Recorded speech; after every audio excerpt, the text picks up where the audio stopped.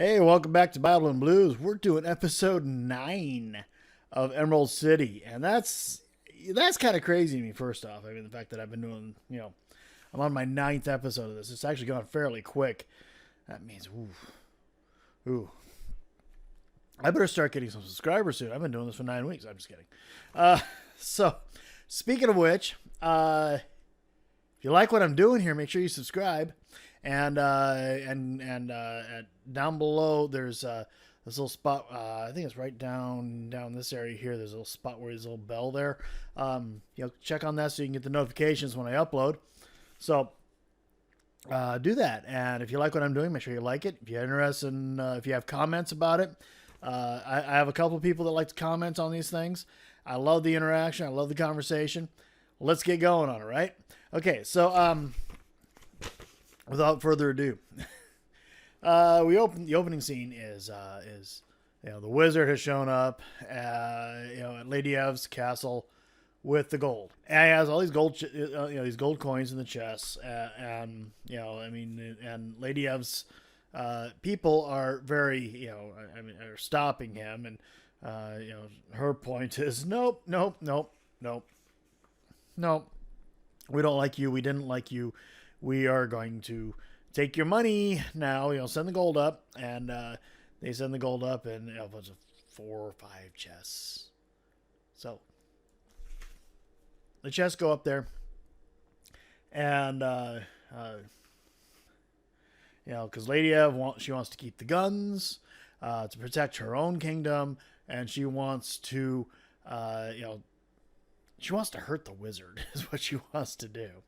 I'll be honest with you. The more of this I watch, the less I like this guy, and I didn't like him much before. So, so she wants to keep the guns, and the horrible thing about it is that the wizard is you gotta admit the guy's clever. He's smart. He's a jerk, but he's smart. Inside the cask of gold. Inside the trunks, there were Trojan horse. There was a Trojan horse thing. They had assassins in there. These people get out from underneath, and they start killing people. They get to Lady Ev, and they let the wizard in. The wizard gets into her bedchamber, and he's there to negotiate with her, and she doesn't want to negotiate. So, just showing what kind of a jerk he is, he hits her and shatters the mask. And, and she's sitting there going, it's hiding her face, right? She's hiding her face. She has this impulse to hide her face. And so, anyway, so he continues the whole constant negotiation with her to a certain extent. He doesn't actually want to kill her. And he realizes it's a bad move. If he kills her, he's not going to get anything, and she knows it too.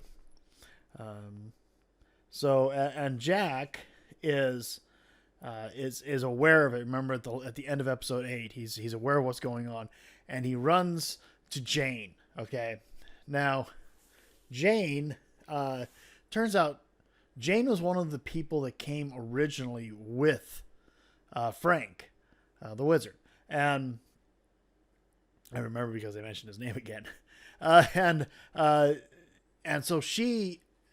She has this job with Lady Ev because she's very inventive, she's mechanical, and all this stuff. And so she goes to try to negotiate with Frank, and his pettiness. He's so petty about.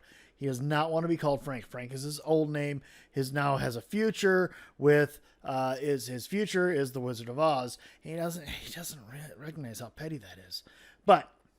He tells Jane, if you call me Frank one more time, I'm gonna have to. It's gonna be the end of your life, pretty much.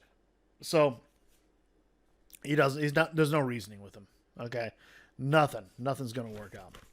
So there's a little more that happens there. We'll get back to it in a minute. Tip is with West, and they're walking through the woods. Okay, and she's really frustrated. She's mad because she's trying to use the magic. The magic won't do anything for her. It's not responding to her. And so, West, who FYI, she healed herself when Tip came back alive and said, "Hey, it worked." When Tip, West healed herself. They're out walking in the woods. They're walking, and she's like, "Why don't we just fly?" Well, if you fly, you're going to alert Glinda to your presence, and you're going to alert the wizard to your presence, and it's not going to do any of us any good. We have to be on the down low here. So Tip is really frustrated about the whole magic thing. She feels like she should have magic. She did all this. She died and came back. She should be able to use the magic now. The whole point was, drinking the magic. So West gives her kind of a lesson, just something to get her to reach into the magic, using just some visualization kind of thing. And all of a sudden, Tip changes herself back over to a boy, which is, what she wanted the whole time. That's what she's always wanted. She wants to be a boy again, because that's all she had known. It's just all she's known. And, there's a whole conversation here about, I'm not sure if how heavily influenced the scene on this was with, the current social justice warriors and gender dysphoria versus I was born this way versus I'm in the wrong body versus, that's all, with everything that's been going on about that, I recognize the books were written long before all of this came about. I just think they're playing on it more. You tell me. You read the books. I didn't. You tell me. Are they playing far more into this than maybe they need to? Maybe they're reaching further into this. And, I don't know. Maybe they are. Maybe they're not. We'll see. You tell me.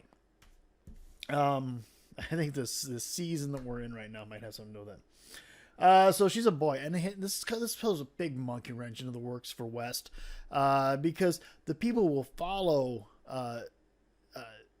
the princess because that's what they know, that it was a princess, that and that they had a girl. They don't know about Tip, the boy. So, this is causing a problem, and Tip, who honestly, Tip's being a brat when you come right down to it.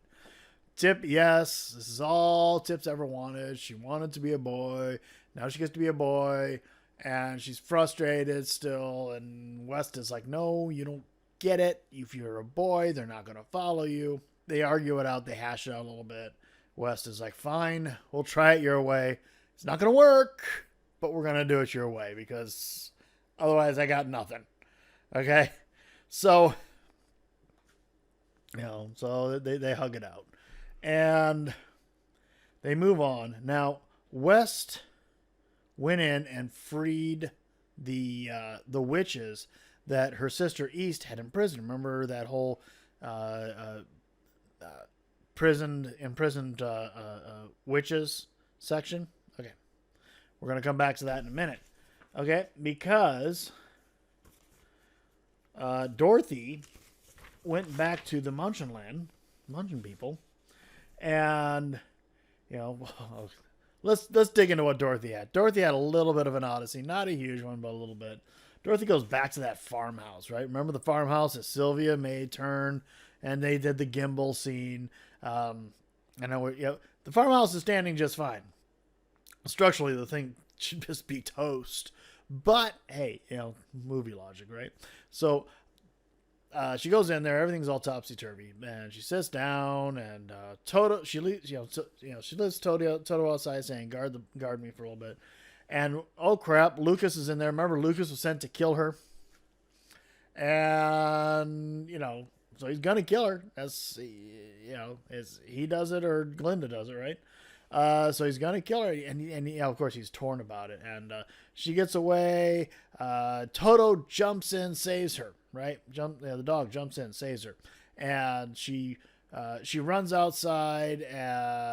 Lucas gets away from the dog. Lucas gets a little torn up by the dog, and she doesn't get to the horse. Lucas cuts her off. She just starts running into the field. Lucas gets on top of her. He's choking her. He's right on top of her, and he says, "Stab me, stab me!" So she doesn't want to do it. She doesn't want to kill him. But she pulls his dagger out and she stabs him in the side. Okay, so she stabs him in the side, and of course he's done. And then what does she do? She crucifies him again, just like she found him up on a cross, right? She puts him back on one. She basically takes the scarecrow down, puts him up on it. Really kind of incredible that she had the strength to do it. It would be hard for me to do it, a full-grown man. You know, I mean, it's a proven fact. Women don't have as much muscle mass as men. It's just is what it is. And, you know, yes, okay, she strung it through the air. She used some leverage of some kind. No, anyway, movie logic. So she got him up there, leaves him up there, takes off, says a couple of words for him, takes off, and she goes back to the Munchins, and gets the witch doctor guy, whose wife was in the prison that, the prison of the mind that East had used whenever they ran across a person of a witch, a practicing witch. So that was her job. She had to put them in there. Didn't make her popular. She's like, you know what? We need Nahara, because Nahara was the wife of the witch doctor guy at the Munchins, and but she's also the one that raised the giants for the wizard. It turns out, so they go back to that prison, and oh my gosh, she was going to raise all the witches. She's going to bring them all. Unfortunately, West beat her to it. West got there first, and West took all the healthy ones and left the ones who were dying or dead. And for some reason, there's this guy in the hollow of the tree that's there. He's naked. He's naked, but he also has no skin. So he has no skin. You're just seeing his muscle, and he's tied up in there. And he's like, "What happened to everybody?" And he's like, "Free me, and I'll tell you." So she does. She frees him. She uses the power of the gauntlets on her hands to free him, and she sends him. He tells her that West took it all except for them, and but Nahara is still there. So she was one of the dying. She's not dead yet. Nahara is there, and they talk, and her husband says, "Come, I'll take you home." She's like, "No, yada yada yada, all this, that, the other. We can't help the wizard again. I'm happy if there's a war, and so yada yada yada. So I'm not going to raise him." Dorothy's like, "You know what? If you help me, I'll get to go home, and I will take the wizard with me, and that will free Oz from him."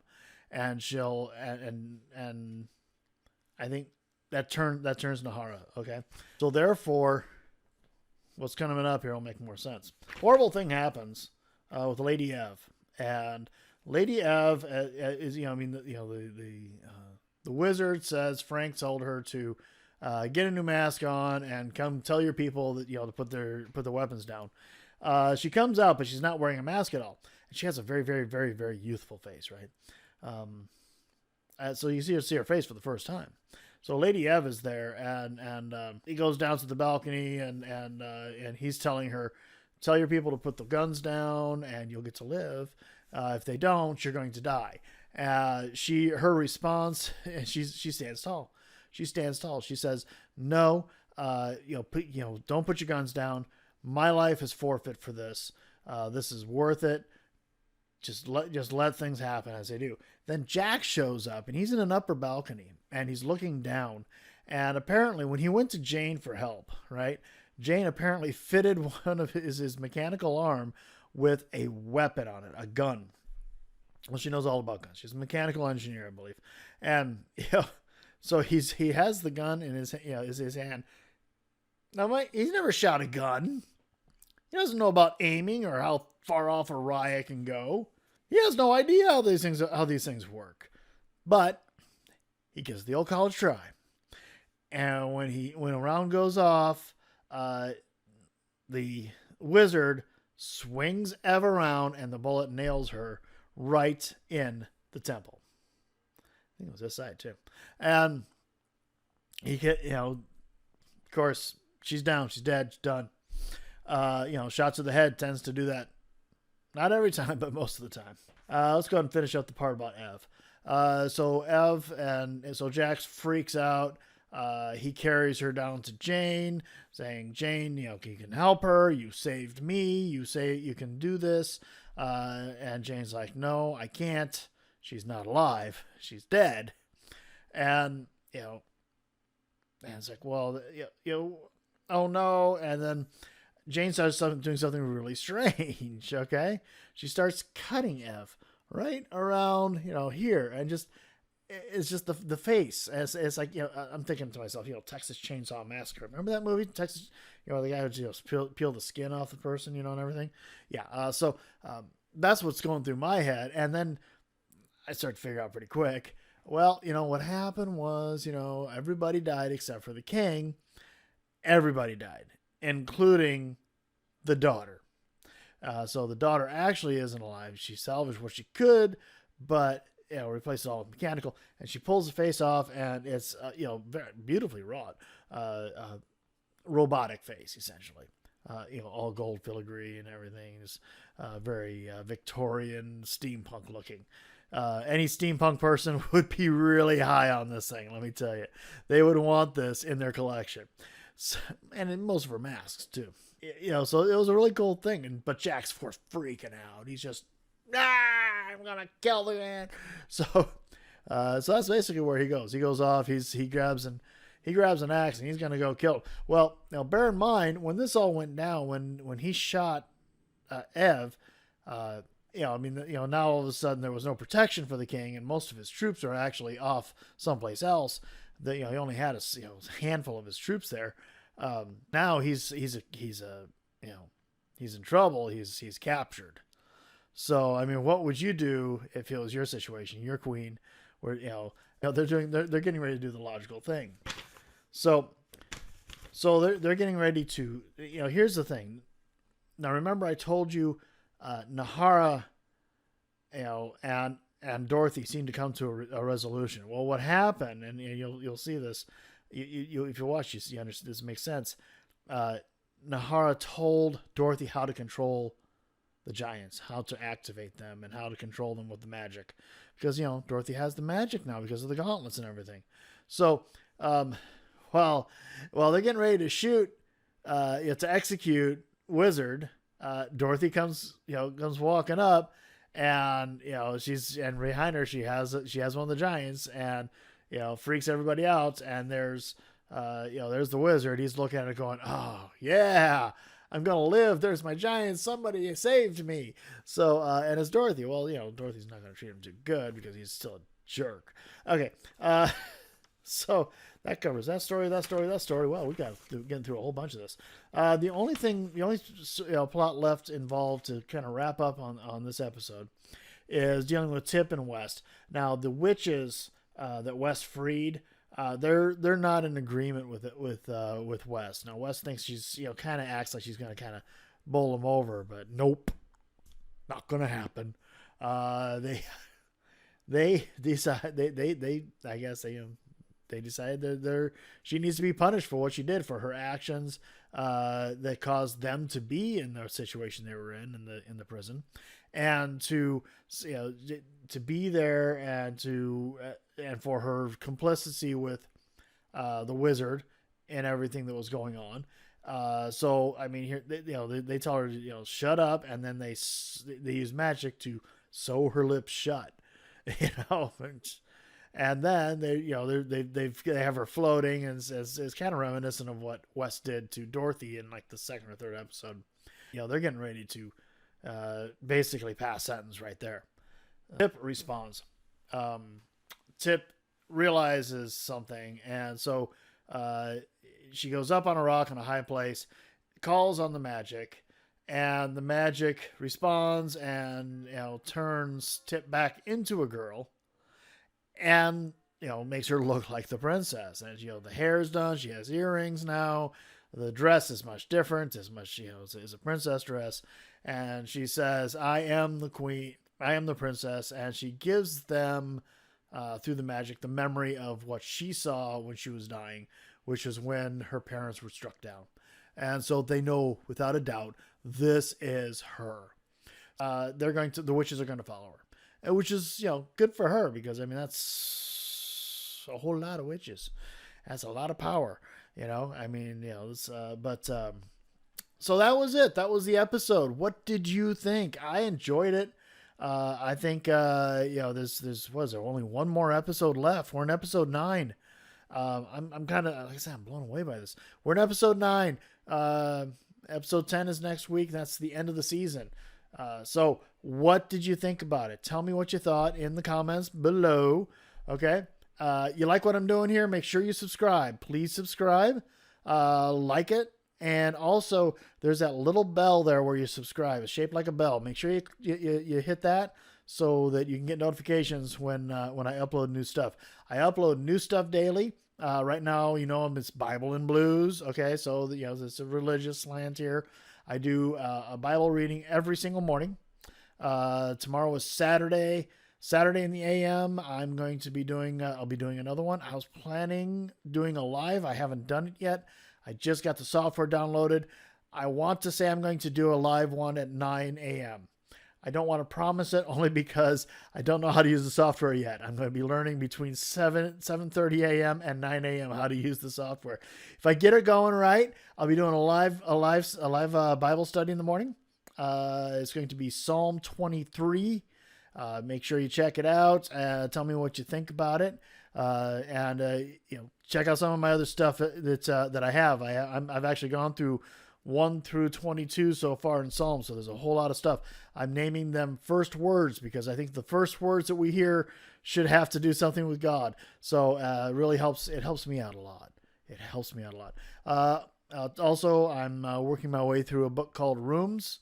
Rooms is a Christian book. It's by a Christian writer named James L. Rupert. Rooms is a great book. He wrote at the end of the .com.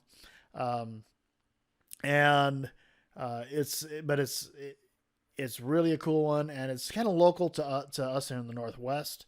If you're in the Northwest, you'd recognize some of the areas. If you're not, there are actual real areas. He talks about some areas that are truly available here. You can drive to around here. What else do I have going on? I'm going to be doing, I need to do Taboo. We're working our way through that show too. That was a little tougher for me because it's on at 10 o'clock at night. I get up at 5:30 in the morning. So it's on at 10 o'clock at night. It's a little late for me to watch. And then, weeks like this, I had a deacons meeting on Wednesday night after it aired. Then Thursday night, it's like, I need to rest a little bit. And, then tonight, of course, I'm not going to put out 2 or 3 videos a night because that's all I would ever do. So let me know what you think about the episode Emerald City. Please subscribe, and please give me a comment down below. Let me know what you thought of it. I'm really enjoying this. Anyway, you have a great night, early morning, whatever time it is you're watching this, and we'll talk to you later. God bless.